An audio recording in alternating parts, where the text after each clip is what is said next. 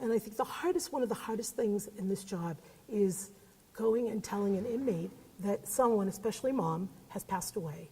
You have them in a room, they're crying, they're very upset.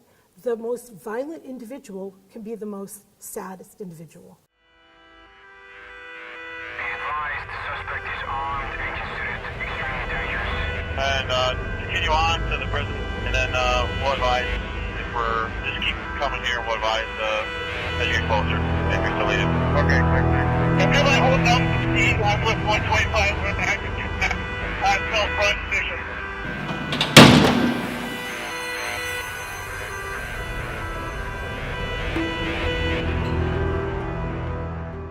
I'm a Correctional Program Officer D, so I'm a supervisor of the Classification Department.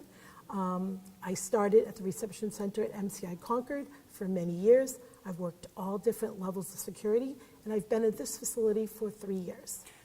And what we do is we classify every inmate that enters into the Department of Corrections system. We classify them once a year. If they're eligible to go or move to another security level or have other opportunities, we do it twice a year. We are also visible in the units every day. We do rounds. We handle all of their property.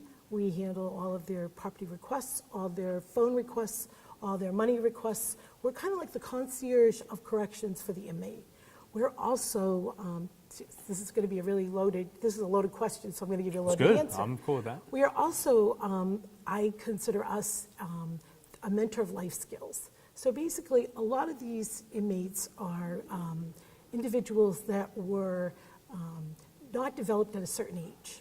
And so what happens is there's behavior that they're not sure how to respond to certain situations. So we spend a lot of time, CPOs as well as correction officers, just educating them on skills on how to manage their life in corrections, how to deal with situations.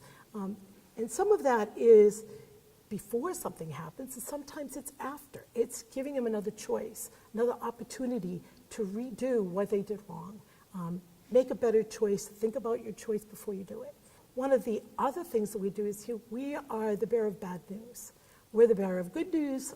If someone's being classified and goes to a facility they want to go to, we're also the bearer of bad news. We have to tell them if they're denied to move. We have to tell them if they're denied a job. We have to tell them if they're denied a program. We also have to tell them if a loved one dies.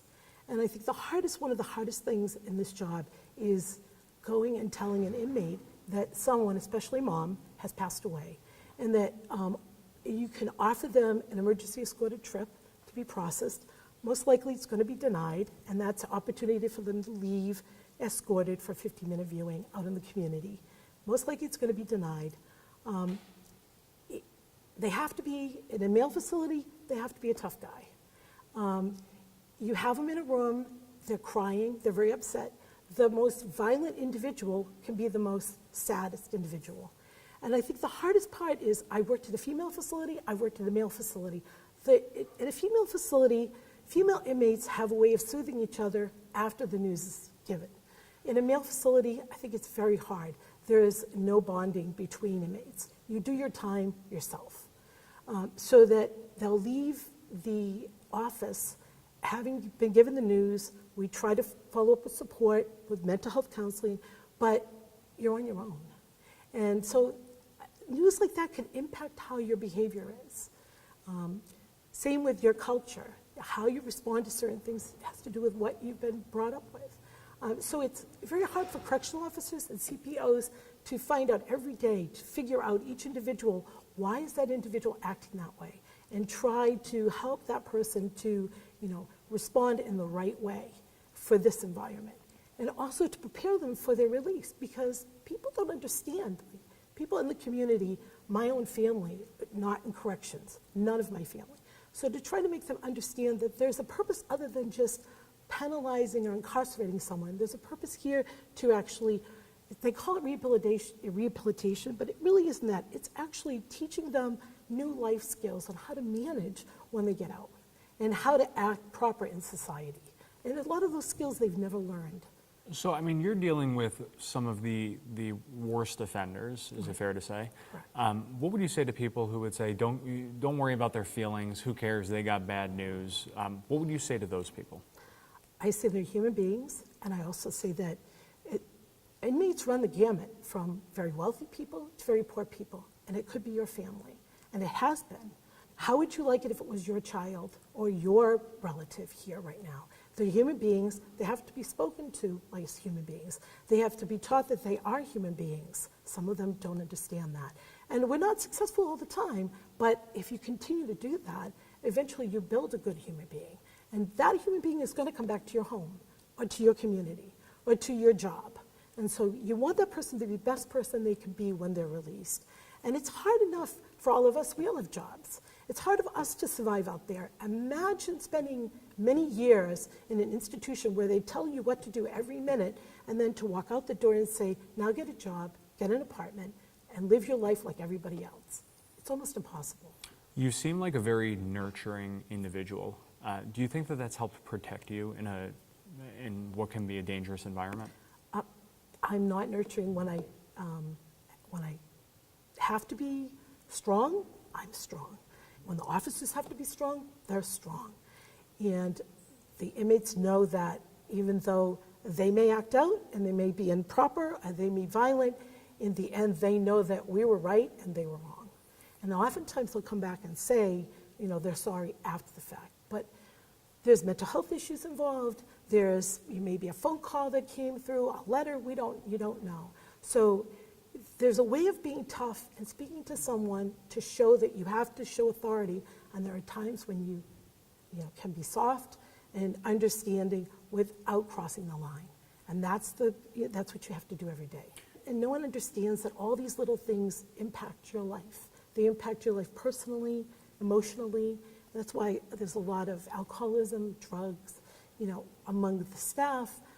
And the other thing that's not understood is that when you walk into this facility, you walk in willingly, and it isn't just the correction officers, it isn't just the CPOs, it's the maintenance workers, it's the clerical people, it's the medical staff, we're a team. And everything that happens here impacts all of them.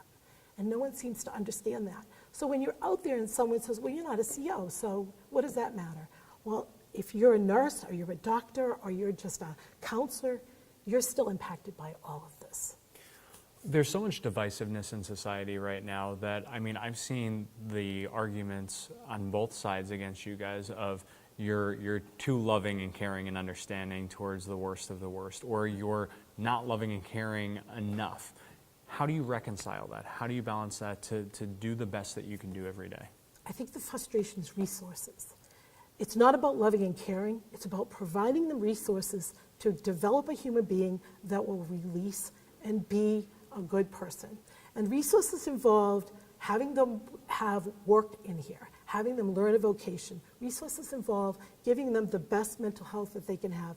Resources involve taking care of their medical needs and making sure that those needs are addressed when they get released. Same with the mental health care, which is what we try to do through our re-entry program. But resources are limited. Trying to set them up in appropriate housing so that no one is homeless when they release it, which is what we try to do, but resources are limited. Trying to make sure that everyone here is busy, whether you're in a maximum or a minimum of pre-release. You're not spending your time just watching TV, that you're doing something, that you're learning to get an education. Many of these guys can't read or write.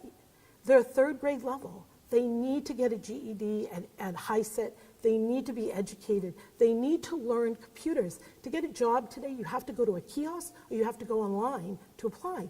These guys have been in 10 years. They don't even know what a computer is. It's the skills. We need resources to provide skills to address their needs. Those resources need to be put on these individuals that are releasing so that they're prepared for their release. I just want them to understand this is a very hard job. It's very difficult, not just for the individuals that work here, but for their families. When you come into this prison, you don't know if you're leaving, and you don't know when you're leaving.